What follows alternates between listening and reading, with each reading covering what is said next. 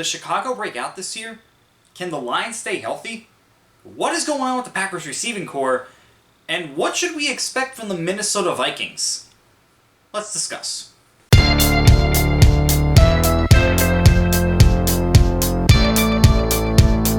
What's going on, guys? Dick's Report here, back to another video. Today we're talking about the NFC North as we continue to get ready for training camp. Now, 3 teams in this division made the playoffs last year, and really it was a back and forth between who was going to get the #1 seed between the Lions and the Vikings. Meanwhile, the Packers also made the playoffs, and as for the Bears, well, we're going to go over that right now. So for the Bears last year, they actually started off the year 4-2. However, the Hail Mary against Washington happened, and then they lost 10 straight games before beating the Packers in what must have felt really good for Bears fans that had to suffer all of those Packers losses over the years. Now, with the Bears, Caleb Williams, does he break out this year? Do we see him improve from his rookie year to his second year? That's the big discussion right now. I actually want to talk about the receiving core as well. I really don't know how much people are thinking about this, but could Rome Odunze steal the #1 receiver role from DJ Moore? Both of them are very good receivers, and DJ Moore is one of the more underrated #1 receivers in this league. But come on, Rome was a top 10 pick. He's an ultra-talented player, and players like that tend to find ways to steal the #1 role from the incompetent. And, yeah, it could happen. It could happen. I don't know if it will, but I think it is something to keep an eye on. But this is no knock on DJ Moore. Like I said, he's a bona fide #1 in this league. But with Rome being in the same draft year as Caleb Williams and being a top 10 pick, it is something to keep in the back of your head. And they also have a new head coach in Ben Johnson, who was the offensive coordinator for the Detroit Lions for the last few years. So what does he have up his sleeve? Because Detroit, they really knew how to trick opponents, and I honestly want to see what he has in mind for this Chicago offense with Caleb Williams and Rome, and DJ, and even DeAndre Swift, the running back. This could be a fun team to watch offensively. Now, on the defensive side of the ball, of course, Montez Sweat, he's their top edge rusher. TJ Edwards and Tremaine Edmonds, they make a really good duo at linebacker. And they also signed a couple of players in free agency. They got Grady Jarrett after he was cut by Atlanta. And I'm hoping I pronounce this right. Dio Adebo?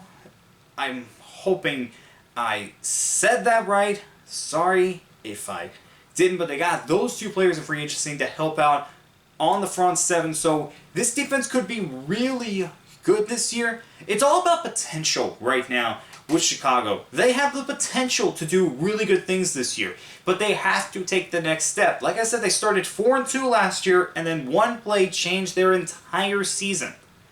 What do they do in 2025 with their quarterback going into his second year and a new head coach? We're gonna find out. Guys, one more thing about the Bears, I forgot to mention this, but they revamped their offensive line on the interior. They got Joe Thuney in a trade, Jonah Jackson in a trade, and then Drew Dalman as their interior of the offensive line. How is that going to hold up and protect Caleb Williams and open up holes in the running game? That's another thing that we need to look at. The Lions got the #1 seed last year, but they were 1-and-done in the playoffs, losing to the Commanders in the divisional round. But they suffered through a lot of injuries, including losing Aiden Hutchinson to a broken leg. Now, he should be fully healthy come week 1, but how much is that broken leg going to affect him, and how much time is he going to need to get back to Aiden Hutchinson? That's something that we do need to keep an eye on early in the season. But the big thing is they lost both of their coordinators. Ben Johnson, as I mentioned, went to the Bears, and then Aaron Glenn, their defensive coordinator, went to the New York Jets. Now to replace him, they got John Morton as their new offense coordinator, and on the defense side of the ball, they got Calvin Shepard. And it's really tough for teams to replace both coordinators that have had success with their team for a while. I mean, look at what happened with Philadelphia the year after they lost the Super Bowl to the Kansas City Chiefs. They had to replace both coordinators, and we know how that season turned out. So how do the Lions avoid that? That's going to be something to keep an eye on. Jared Goff, he has done amazing things with the Lions since he's taken over as their starting quarterback. We'll see if he can keep that up, but that offense is still very good. I mean, the offensive line is one of the best in the NFL. Amon-Ra St. Brown, I mean, there's not much more that we can say about him. Jameson Williams had 1,000 yards last year and was just a playmaker with the ball in his hands. And Jahmyr Gibbs, what more do I have to say on him, really? Now, in the secondary, I think this is where we could really see the Lions do something very, very good. All right, they drafted Teron Arnold last year in the first round. Is this going to be his breakout season? Brian Branch is one of the best safeties in the NFL. They signed DJ Reed in the offseason, and then you throw in Kirby Joseph as their strong safety, and then Mick Robinson as their nickel. This could be a very good secondary. I think this could be one of the more underrated secondaries in the NFL if everybody plays up to what we think they can play like. I did not know a better way to say that. I am sorry, man.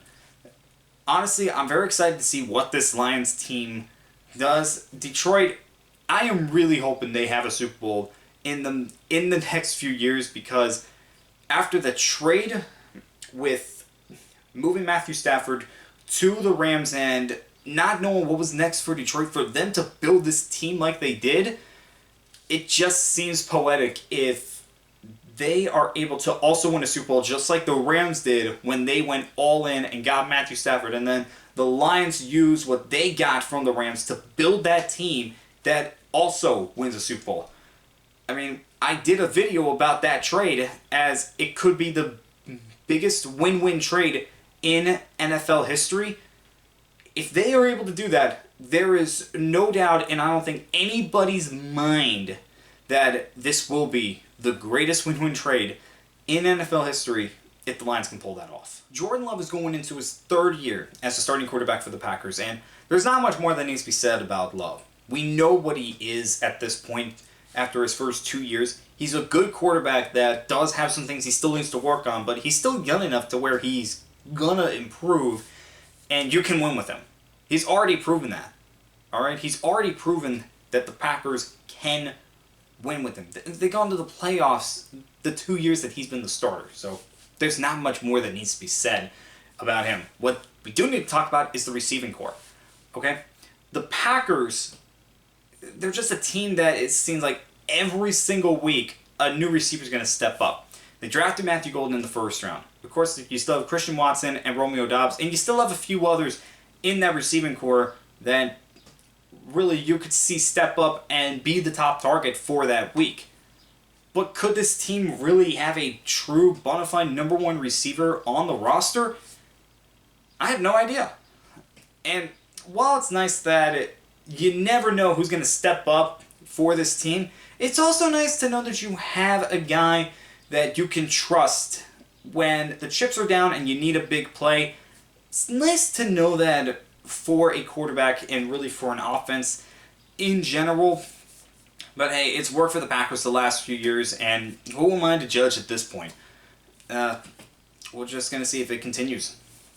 And I got to talk about the secondary and without Jair Alexander. Alright, you knew this was coming. Jair Alexander was cut during the offseason, signed with the Ravens.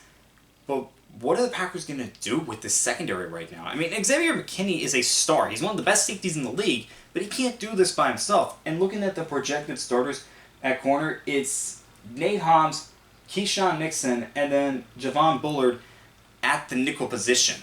Is that really going to be enough? And they didn't even use that many draft picks on a corner. They only used one draft pick. It was Micah Robinson in the 7th round. That was the only draft pick they used on a corner. And the secondary is going to be a big question mark. And I don't know how much that's really going to affect this Packers defense. If the secondary can't hold up,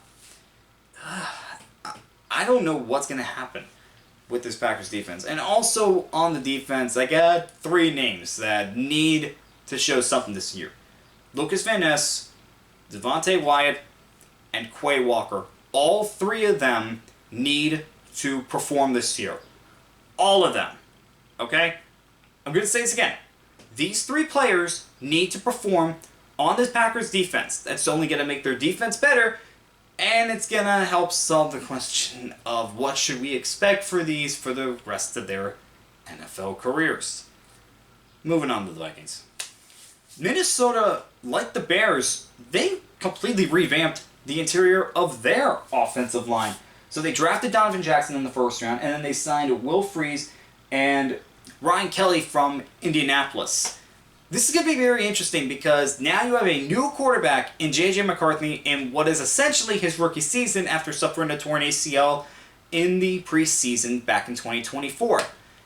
How is McCarthy going to do this year, and how different is that going to be from what Sam Darnold did last year? Look, McCarthy was a first-round pick, okay? He did great things at Michigan, got them a national championship, but now it's time for him to show what he can do in the NFL. And of course, he's got Jordan Addison, Justin Jefferson, and TJ Hawkinson as the top 3 targets. He has to be able to succeed, and if the offensive line is as good as we think it's going to be, especially with the new players on the interior, McCarthy's just set up for success, okay? He is set up for success, and hopefully we see him do very good things this year. Now I want to see what Aaron Jones does in his second year as the Vikings' primary running back. He had a very good season last year, but Jones is starting to get up there in age. Does he still have something left in this tank? And continue to show the Packers that they were wrong to cut him when they did. On the defense side of the ball, they got Jonathan Allen and Javon Hargrave, both of which were cap casualties by their teams, and fitting in with Jonathan Greenard, who had a terrific season last year. This interior could be deadly if these players play very well. And also, Harrison Smith is back for a 14th season. Could this be his final year in what has been a great career, all with the Minnesota Vikings? That's another storyline that, hey, we're not going to know until the season ends, but if this is Harrison Smith's last year, they're going to make sure he goes out with a bang, or try everything they can to make sure that happens. So everybody in this division definitely has high expectations. Who's going to live up to them, and who will not? Alright guys, those were my thoughts on the NFC North. Let me know what you think down in the comments below. Do we see 3 teams in the playoffs again from this division in 2025? Let me know what you think. Next up is going to be the AFC South. And as always, I'll see you guys next time.